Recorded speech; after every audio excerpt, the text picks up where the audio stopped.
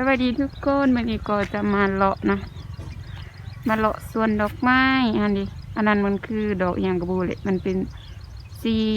สีเหลืองกับสีขาวเนาะอันนี้ก็ยังไม่ได้ดอกนี่น้ำที่เขาหุดดอกไม้กว้างสุดคือแบบสุดทางเลยนะทางนี้เป็นสวนดอกกุหลาบเนาะสวนดอกกุหลาบ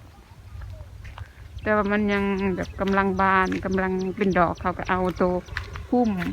ซุปใส่เห็นบอกขาวๆนะนี่ก็ดอกไม้เลยดอกไม้คือตัวนั้นเลยคือตัวสีเหลืองสีขาวเลยแต่เขากำลังวานน้ำเขาจะปลูกเป็นแถวคือเขาปลูกคือเขาปลูกผักบงเลยแต่เขาจะปลูกเป็นแถวนั้นเลยงามขนาดแบบสามารถกินได้ ถ้าเป็นผักนี่ก็สามารถกินได้เลยแบบมันขึ้นมามันก็เป็นแถวเขาจะเวลาเก็บผักกูดหยอดบางงามๆเบิ่งทุกคนเห็นบ่สะออนเบิ่งนี่บ่พืชปัวหยาบนี่เบิ่งแต่เสียงเด็ดเบิ่งกัด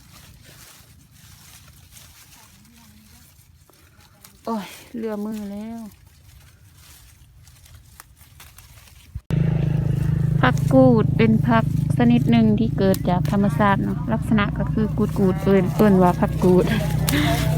สามารถเอาไปแกงเอาไปคั่วตามใจมักเลยเนาะเห็นไหมมันจะเป็นแบบนี้มันเกิดบนที่แบบซุ่มๆ